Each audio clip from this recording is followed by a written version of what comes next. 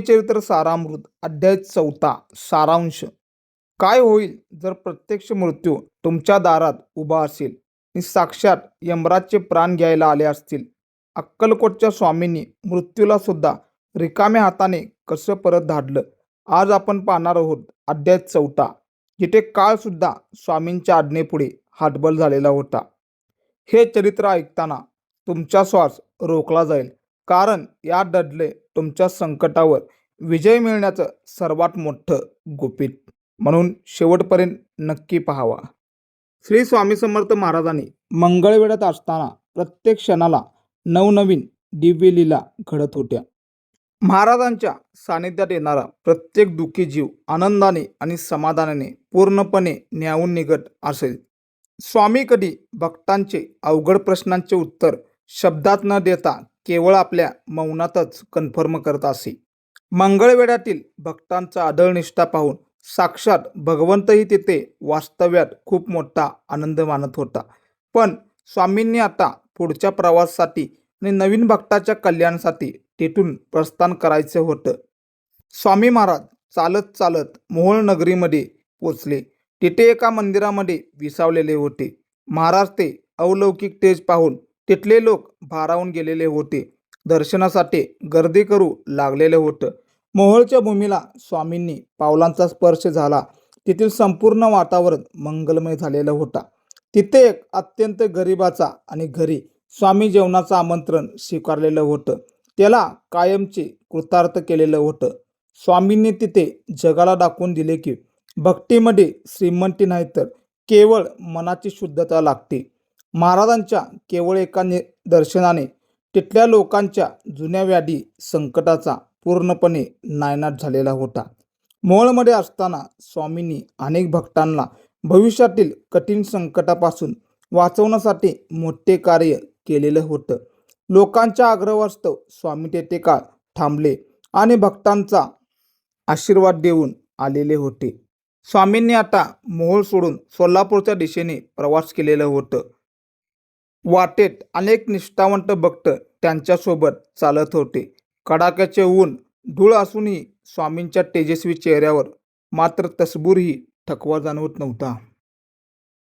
स्वामींनी काही भक्ताची मानसिक परीक्षा घेण्यासाठी मुद्दाम कठीण आणि प्रतिकूल परिस्थिती निर्माण केलेली होती. ज्यांची श्रद्धा डळमळत होती ते मागे पडले, पण खरे भक्त मात्र स्वामींना सोडून कुठेही गेलेले नव्हतं. स्वामी नेहमी म्हणतात की जो संकटात स्थिर राहतो तोच माझा खऱ्या आशीर्वादाचा मानकरी असतो. सोलापूरच्या वेशीवर पोचल्यावर तेथील लोकांची मोठी फौज स्वामींच्या भव्य स्वागताला सज्ज उभा होती. महाराजांच्या आगमनामध्ये सोलापूर नगरीत जणू काही दिवाळी आणि आनंदाचा भव्य स्वागताला चालू झालेलं होतं. तिथल्या भक्तांच्या डोळ्यात आनंद अश्रू होते, कारण साक्षात परब्रह्म त्यांच्या दारी उभारलेले होते. सोलापूरमध्ये असताना भक्ताचे प्राणाचे रक्षणही श्री स्वामी समर्थ हे करत होते. घरच्यांनी सर्व आशा सोडलेली होती. यमदूत साक्षात दारात उभे राहिलेलं होतं. सर्वांना वाटत होतं की त्या भक्ताचं शेवटच्या क्षणी स्वामींचे नाव घेतलं आणि स्वामी दयाळू. महाराजाने त्याचे रडणे कन्फर्मपणे ऐकलेलं होतं. स्वामी तिथे प्रकट झालेले होते आणि त्याने त्या मरणास्त्र भक्ताच्या कपाळावर आपली दिव्य युवती लावलेले होते. मृत्यू अगदी जवळ आलेला होता, पण स्वामींच्या एका शब्दाने काळ सुद्धा तिथे थबकला आणि थांबला. स्वामींनी यमराजला कडक आज्ञा दिली की या भक्ताचे आयुष्य अजून बाकी आहे, तो त्वरित आता परत जा. जगात कोणाचाही ताकद नाही की जो यमराजला रिकाम्या हाताने परत धाडेल, पण स्वामींनी ते केलेलं होतं. तो भक्त मृत्यूच्या दाढेतून परत आलेला होता. स्वामी समर्थांचा अनुभव जगाला आलेला होता. सोलापूरमध्ये श्री स्वामी समर्थ यांनी अनेक अद्भुत चमत्कार केलेला होता, ज्याने कट्टर नास्तिकांचेही डोळे पूर्णपणे उघडलेले होते. तिथे एक जन्मता आंधळ्या माणसाला स्वामींच्या कृपेने दिव्य दृष्टी प्राप्त झालेला होता. तो पाहू लागला. ज्याच्याकडे खायला अन्नाचा दाणा सुद्धा नव्हता, त्याच्या घरात स्वामींच्या पावलाने लक्ष्मी नांदू लागलेली होती. स्वामींच्या दरबारात श्रीमंत आणि गरीब असा भेदभाव कधीच पाळला जात नव्हता. हे सर्व सोलापूरकरांनी पाहिलेलं होतं. सोलापूरमधील प्रत्येक गल्लीमध्ये श्री स्वामी समर्थ या महामंत्राचा जयघोष खूप मोठ्याने होऊ लागलेला होता. महाराजांच्या लीलेने सोलापूरची संपूर्ण भूमी पावन झालेले होतं आणि तिथला प्रत्येक भक्त आनंदित झालेला होता. सोलापूरच्या वास्तव्यामध्ये स्वामींच्या कीर्तींचा डंका झालेला होता. 7 समुद्र पार घराघरामध्ये पोचलेला होता. पण अक्कलकोट हे स्वामींचे मुख्य कार्यक्षेत्र होते. तिथे जाण्याची वेळ आता आलेली होती. सोलापूर सोडताना भक्ताच्या काळजाचा मोठा ठोका चुकलेला, पण स्वामींनी लोककल्याणासाठी पुढे जाणे भागच होते. शेवटी स्वामी समर्थांनी आपल्या प्रिय भक्तांना अक्कलकोटच्या नगरीच्या वेशीवर सुखदपणे पोचलेले होतं. अक्कलकोटची ही पवित्र भूमी गेल्या अनेक जन्मापासून ब्रह्मांड नायकांची आतुरतेने वाट पाहत होती. अक्कलकोटच्या वेशीवर पोचताना तिथल्या मंदिरातील घंटा आपोआप वाजू लागलेला होता. एक शुभ शकुन झाला होता. स्वामींनी अक्कलकोटमध्ये पाऊल ठेवली. तिथली हवा सुद्धा भक्तिरसात कन्फर्मपणे बदलून न्यावून निघालेले होते. अक्कलकोटच्या इतिहासातील हा सर्वात मोठा सोनेरी अक्षरांचा सुवर्णक्षण लिहिला गेलेला होता. महाराजांना पाहण्यासाठी तिथले राजे आणि सर्व प्रजा रस्त्यावर आनंदाने आणि उत्साहाने धावत गेलेले होते. अक्कलकोट ही आता स्वामींची मुख्य कर्मभूमी बनणार होती. संपूर्ण जगाचा कारभार इथूनच चालणार होता. छन्न विच्छिन्न मनाच्या स्वामींच्या पायची विसावा घेत होते. अक्कलकोटमध्ये आल्यावर स्वामींनी सर्वात आधी दुःखी, कष्टी, पीडित लोकांचे दुःख दूर केलेले होते. ज्याच्या मनाला कुठे शांती लाभत नव्हती त्यांना स्वामींच्या सान्निध्यात आल्यावर विसावा मिळालेलं होतं. स्वामींचे केवळ दर्शनाने लोकांचे मानसिक विकार, चिंता आणि भीती कायमचा नायनाट झालेला होता. महाराजांनी तिथे राहून लोकांना कर्म आणि भक्तीचा खरा अर्थ पुन्हा एकदा प्रेमाने समजावून सांगितलेला होता. जे लोक जगण्याची सर्व आशा सोडून बसलेलं होतं, आयुष्यात स्वामींना त्याला एक उमेद भरलेले होते. अक्कलकोटच्या प्रत्येक घरात स्वामींचं नाव, तेजस्वी फोटो मोठ्या श्रद्धेने लावू लागले होते.